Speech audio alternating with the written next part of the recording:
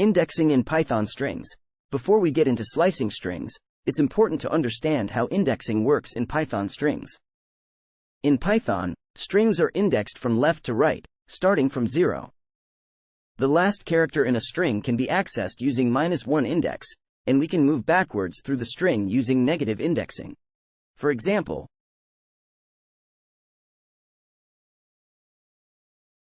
slicing syntax.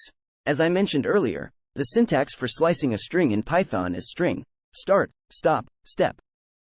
Here's a brief explanation of what each part of the syntax does. Start. The index of the first character you want to include in the slice. This index is inclusive, which means the character at the start index will be included in the slice. Stop.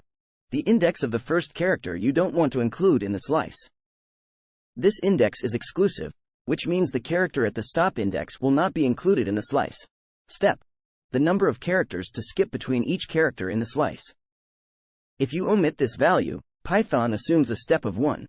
Here are some examples of slicing a string in Python. In the first example, we slice the string from the 0th index up to, but not including, the 5th index, which gives us, hello.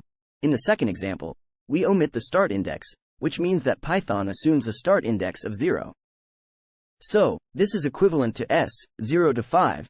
In the third example, we omit the stop index, which means that Python assumes a stop index of the end of the string. So, this is equivalent to s, 7, lens. In the fourth example, we slice the string using a step value of 2, which means we include every other character in the string. In the fifth example, we slice the string starting from the 6th index and up to, but not including, the 12th index, and we include every other character in that slice.